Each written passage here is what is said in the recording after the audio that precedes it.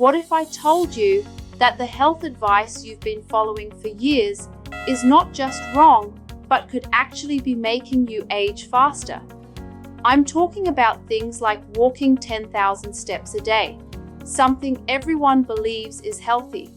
But here's the shocking truth: it's completely made up. Dr. Daniel Lieberman from Harvard just debunked this myth, along with 6 other so-called health rules that millions of people over 60 are still following. And when I tell you what he discovered about how our bodies actually evolved to function, you're going to be absolutely stunned. In today's video, we're exposing 7 misleading health lies that could be sabotaging your vitality right now. Make sure you watch until the very end, because number 7 will completely blow your mind and could add years to your life. Let's dive in. The first myth is being less active is normal when you age. You've probably been told that slowing down is just part of getting older. You've been fed one of the most dangerous lies about aging. This misconception has convinced millions of seniors that sitting more and moving less is not only acceptable, but expected as we age. Now, here's what Dr. Lieberman found fascinating. Our ancestors, the very people who lived to become grandparents and great-grandparents, never stopped moving. They worked in fields, hunted, gathered food, and most importantly, they actively cared for their grandchildren well into their later years. This constant physical activity wasn't just keeping them busy, it was literally activating powerful biological processes that fought against aging at the cellular level. Here's how Lieberman puts it: when you stop moving, you're not just getting a little weaker, you're actually accelerating every aging process in your body. Your muscles don't just get smaller, they trigger a cascade of decline that affects your heart, your bones, your brain, and even your immune system.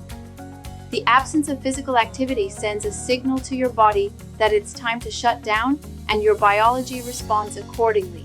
The National Health Service has studied this extensively and found that adults over 60 should be physically active every day.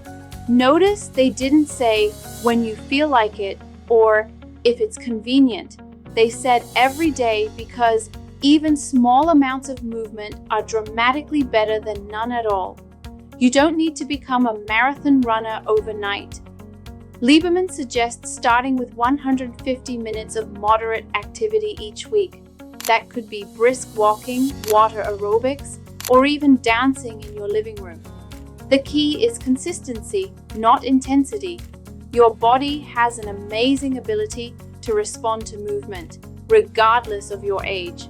Studies show that active seniors have significantly lower mortality rates compared to sedentary ones. I have a friend, Maria, who is currently 65, says she feels stronger than she did in her 30s. Back then, long work days and family stress left her tired and achy. Then she decided to change that. She began with short walks, then added weight training and cardio until working out became her daily ritual, 7 times a week without fail. Now she lifts with ease and runs with energy.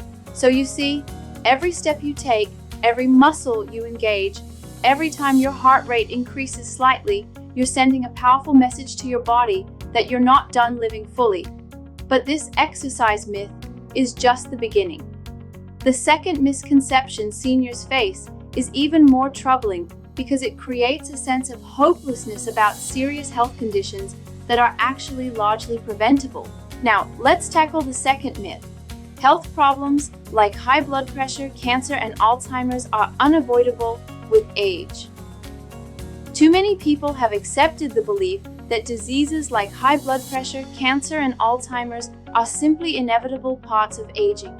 This fatalistic thinking is not only wrong, it's preventing you from taking the steps that could protect you from these conditions. What really struck me about Lieberman's work is how he breaks this down. Many diseases are actually preventable, with 75% of conditions seen in doctors' offices being preventable. He makes this really clear point. We often mistake diseases that are more common with aging for diseases caused by aging. And get this, While genes load the gun, the environment pulls the trigger. An environment is way more important and controllable than genetics. Let's start with high blood pressure. Lieberman's observations show this condition isn't an automatic consequence of getting older. People who maintain regular physical activity and follow a healthy diet can often maintain normal blood pressure throughout their lives.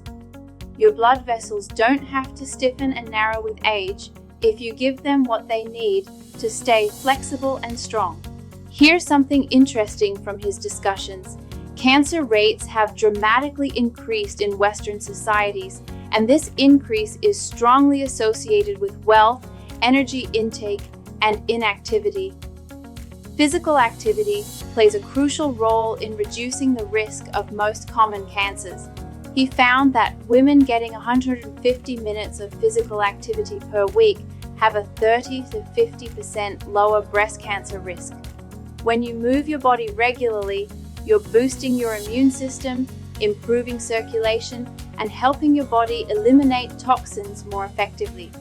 High insulin levels and excess energy also feed cancer cells, while physical activity depresses these factors. Perhaps most importantly, let's talk about Alzheimer's disease and other forms of dementia. What Lieberman discovered is that physical activity helps prevent these conditions by increasing blood flow to the brain, which cleanses it of toxic proteins. Think of it as giving your brain a daily wash that prevents the buildup of harmful debris. The National Institute on Aging has identified specific dietary patterns that can significantly reduce dementia risk. The MIND diet, or Mediterranean Intervention for Neurodegenerative Delay, has shown remarkable results in protecting cognitive function. These diets emphasize foods that nourish your brain: leafy greens rich in protective compounds, berries packed with antioxidants, and healthy fats like olive oil that support brain health. You don't need to overhaul your entire lifestyle overnight. Small changes can create powerful protection. Adding a handful of spinach to your meals provides brain-protecting nitrates. Choosing berries for snacks delivers antioxidants that fight inflammation. Using olive oil instead of butter supports healthy blood flow to your brain. People who follow these dietary patterns closely experience slower rates of cognitive decline and have lower risks of developing dementia. These aren't just statistical correlations. These are real people maintaining sharp minds well into their later years because they gave their bodies and brains the right fuel. But here's where many seniors make a critical mistake. They focus only on cardio exercise and completely ignore strength training, not realizing they're missing the most important component for healthy aging: strength training. A lot of people believe that lifting weight is not needed when you get old. I hear it constantly from people in their 60s and beyond. "I'm too old for weight training," or "lifting weights is for young people." This thinking is not just wrong, it's robbing you of one of the most powerful tools you have to stay strong, independent, and healthy as you age. Here's what Lieberman's observations revealed about what actually happens to your body after age 30. You start losing muscle mass at a rate of about 3 to 8% per decade. This condition, called sarcopenia, doesn't just make you weaker, it creates a dangerous downward spiral. Weak muscles lead to less activity, which leads to even weaker muscles, which increases your risk of falls, fractures, and loss of independence. But here's the remarkable thing, and this is what convinced Lieberman himself: strength training can slow down and even reverse this process, regardless of your age. The National Institute on Aging has observed over decades that resistance exercises are not just safe for seniors, they're absolutely essential for healthy aging. Get this, Lieberman himself started incorporating 2 strength workouts per week after exploring its importance, especially for aging. When you engage in strength training, you're doing far more than just building muscle. You're strengthening your bones by putting beneficial stress on them, which helps prevent osteoporosis and fractures. You're improving your balance and coordination, which dramatically reduces your risk of dangerous falls. You're boosting your metabolism because muscle tissue burns more calories than fat tissue, even when you're resting. Perhaps most importantly, strength training helps slow down the physiological aging process in your organs and body systems. Evidence shows that the older you get, the greater the health benefits of physical activity become. Seniors who exercise regularly have significantly lower mortality rates than those who remain sedentary. You don't need to become a bodybuilder or lift heavy barbells. Strength training for seniors can start with your own body weight, resistance bands, or light dumbbells. The key is focusing on proper form and gradually building strength over time. You can begin with simple exercises like wall push-ups, chair stands, or lifting light weights while seated.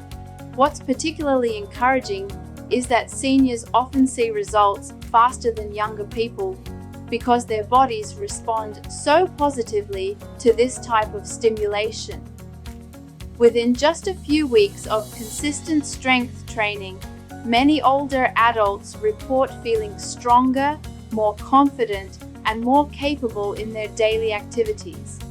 The benefits extend far beyond physical strength. Regular strength training improves your mood, reduces symptoms of depression and anxiety, and gives you more energy for the activities you love.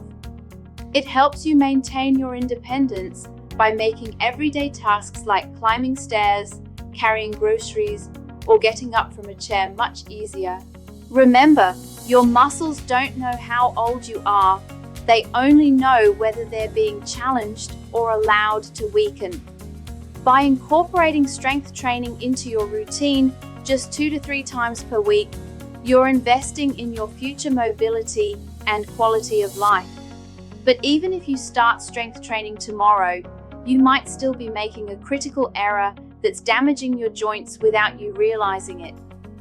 Let me share the 4th dangerous myth that's keeping seniors from one of the best exercises for their overall health. The next lie is that running destroys your knees and causes arthritis. How many times have you heard someone say, "Don't run too much, it'll destroy your knees," or "Running causes arthritis when you get older"? This widespread belief has convinced many people in their 60s and beyond to avoid running entirely. But the scientific evidence tells a completely different story. Here's what's really interesting. Lieberman found there is absolutely no credible evidence showing that running increases your risk of developing arthritis or damages healthy knee cartilage. In fact, multiple large-scale observations have found the opposite to be true. Recreational runners actually have lower rates of knee and hip arthritis compared to people who live sedentary lifestyles. Here's why this makes perfect sense when you understand how your joints actually work. Your knee cartilage needs regular, controlled impact to stay healthy. When you run with proper form, the repeated loading and unloading of your joints actually stimulates the cartilage, keeping it resilient and well-nourished. Think of it like a sponge. It needs to be compressed and released regularly to maintain its structure and function. Running also strengthens the muscles around your knees, providing better support and protection for the joint itself. Stronger quadriceps, hamstrings, and calf muscles act like natural shock absorbers, reducing the stress on your knee joint during everyday activities. As a weight-bearing exercise, running helps increase bone density, which becomes critically important for preventing osteoporosis as we age. Strong bones provide a solid foundation for healthy joints and reduce your risk of fractures from falls. Perhaps most importantly for seniors, running helps maintain a healthy weight. Excess body weight is one of the major risk factors for developing knee osteoarthritis. Every extra pound you carry puts additional stress on your knees. By helping you maintain a healthy weight, running actually protects your joints in the long run. Now, this doesn't mean you should ignore proper running technique or push through pain. Most running-related knee injuries occur due to poor form. What Lieberman emphasizes is that humans evolved to run with a barefoot style, landing on the ball or midfoot, which reduces impact forces on the knees rather than heel striking. He stresses not overstriding, throwing your leg out stiffly, and aiming for a high stride rate of 170 to 180 steps per minute. If you're new to running or returning after a long break, begin with a walk-run program. Alternate between walking and short running intervals, gradually increasing the running portions as your body adapts. As Lieberman points out, transitioning to proper running form or minimalist shoes should be gradual to build necessary foot and calf strength.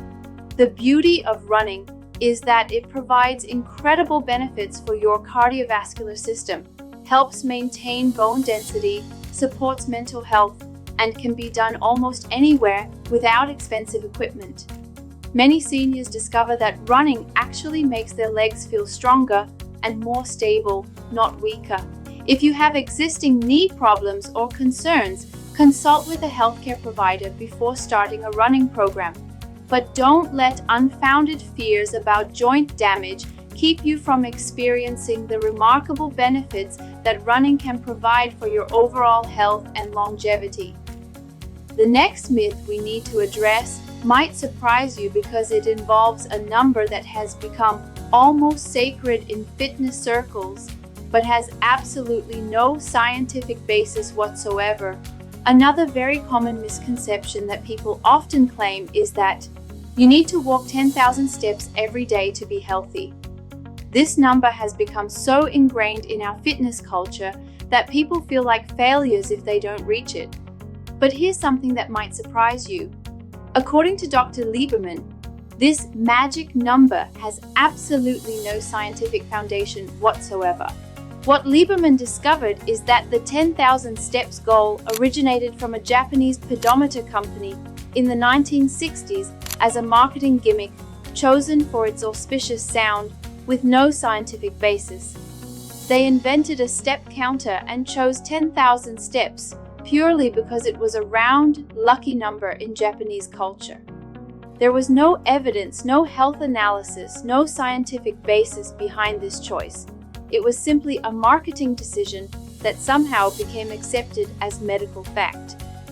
When experts finally examined the relationship between daily steps and health outcomes, they discovered something remarkable.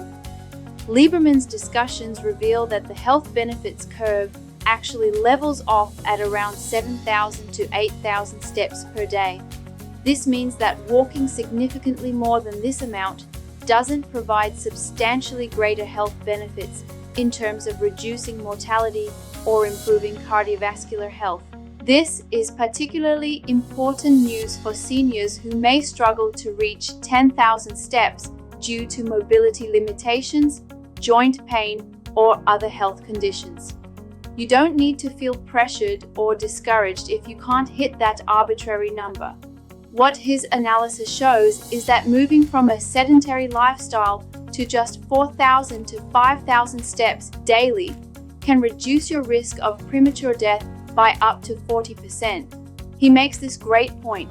The biggest health gains come from simply doing something, anything at all, compared to doing nothing. Even our hunter-gatherer ancestors, who walked between 10,000 and 18,000 steps daily, show us that the health benefits curve flattens out long before reaching their activity levels. You don't need to match their movement patterns to achieve excellent health outcomes. What matters most is consistency, not hitting a specific number. A few minutes of physical activity every day brings significant benefits. If you can walk 3,000 steps regularly, that's infinitely better than sitting all day and occasionally attempting 10,000 steps before giving up in frustration. For seniors, this research should be liberating rather than discouraging. Focus on moving regularly within your capabilities rather than chasing an arbitrary number. Take the stairs when possible, park a bit farther away, walk to the mailbox, or simply pace while talking on the phone. These small activities add up and provide real health benefits. The key is to find sustainable ways to include more movement in your daily routine.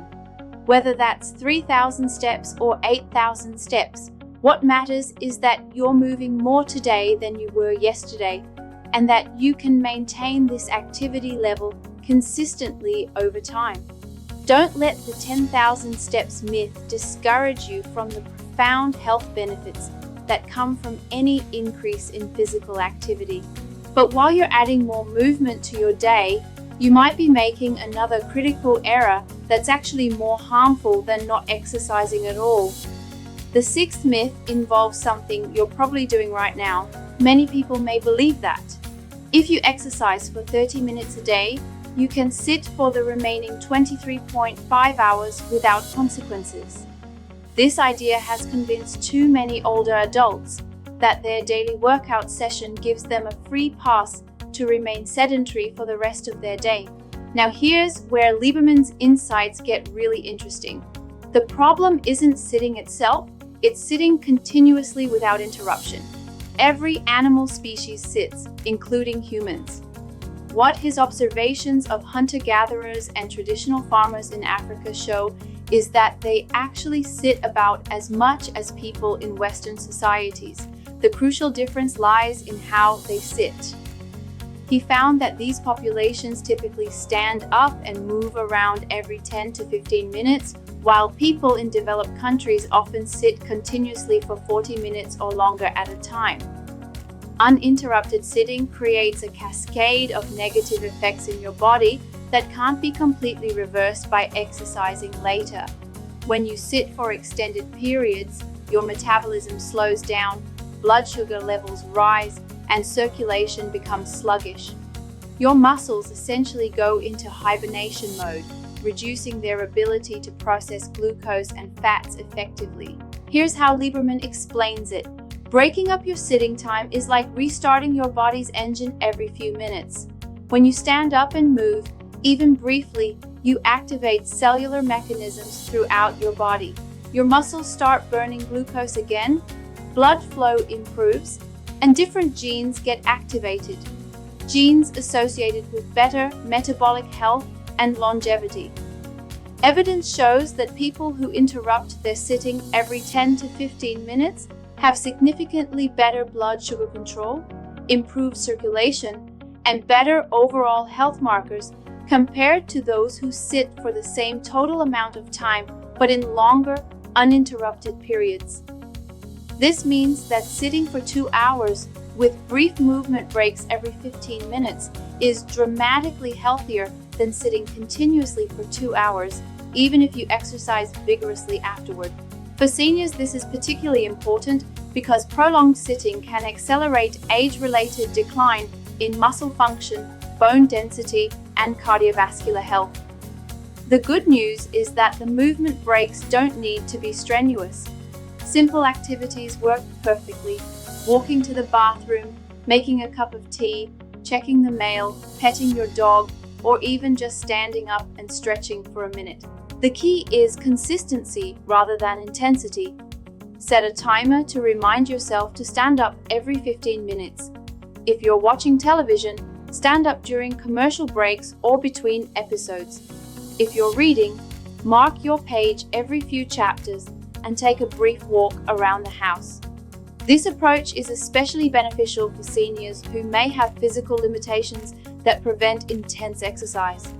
Even if you can't engage in vigorous physical activity, simply breaking up your sitting time can provide substantial health benefits and help maintain your independence longer. Your body responds positively to these small, frequent movements throughout the day. You're essentially telling your metabolism to stay active and your muscles to remain engaged, rather than allowing them to shut down for hours at a time. But there's one more myth that's preventing seniors from addressing a common and painful problem naturally, leading them to rely on products that only mask symptoms rather than solve the underlying issue.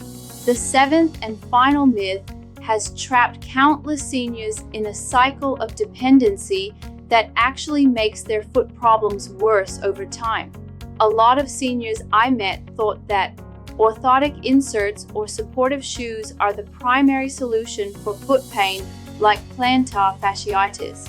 While these products might provide temporary relief, they're addressing the symptoms rather than solving the underlying problem, and they may actually be preventing your recovery. What Lieberman calls this is a mismatched disease, a condition that's more common or severe in modern society because our bodies haven't fully adapted to our current lifestyle. He explains that the root cause of most foot pain isn't wear and tear from aging, it's weakness in your feet caused by years of wearing shoes that do all the work for your foot muscles. Your feet contain 4 layers of muscles specifically designed to support your arch naturally. When you constantly wear shoes with rigid soles and built-in arch support, these muscles don't have to work and gradually become weaker. It's similar to wearing a cast on a healthy arm. The muscles would atrophy from lack of use. When your foot muscles become too weak to properly support your arch, the plantar fascia, a thick band of tissue running along the bottom of your foot, has to work overtime. This overuse leads to inflammation and pain. Orthotic inserts work by propping up your arch artificially, which reduces the immediate strain on your plantar fascia and temporarily relieves pain. However, Lieberman describes this approach as evolutionary mismatch treatment, treating the symptoms of a modern problem rather than addressing its root cause. By continuing to support your arch artificially, you're preventing your foot muscles from getting stronger and maintaining the very weakness that caused the problem in the first place. What Lieberman found works best is strengthening your feet naturally. This involves specific exercises designed to rebuild the strength in your foot muscles.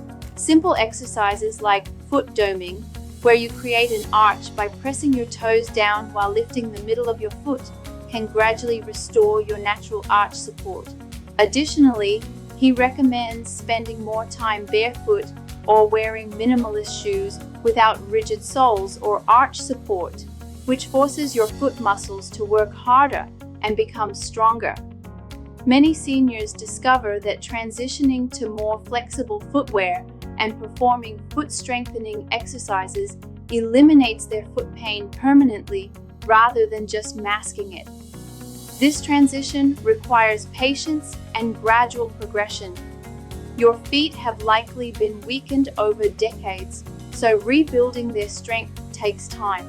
Start by going barefoot for short periods each day, gradually increasing the duration as your feet adapt. Incorporate foot exercises into your daily routine and consider minimalist shoes for walking. The temporary discomfort of allowing your feet to work harder is an investment in long-term foot health. While supportive shoes and orthotics might feel more comfortable initially, they maintain the weakness that created your problems. By choosing short-term challenge over long-term dependence, you can build naturally strong, pain-free feet that will serve you well for years to come. And that is also our final myth in this video. By understanding these 7 science-backed truths from Dr. Lieberman's research, you now have the knowledge to reclaim your vitality and age with strength. Which of these myths surprised you most, and which health change will you implement first? Share your thoughts in the comments below and subscribe for more evidence-based health insights.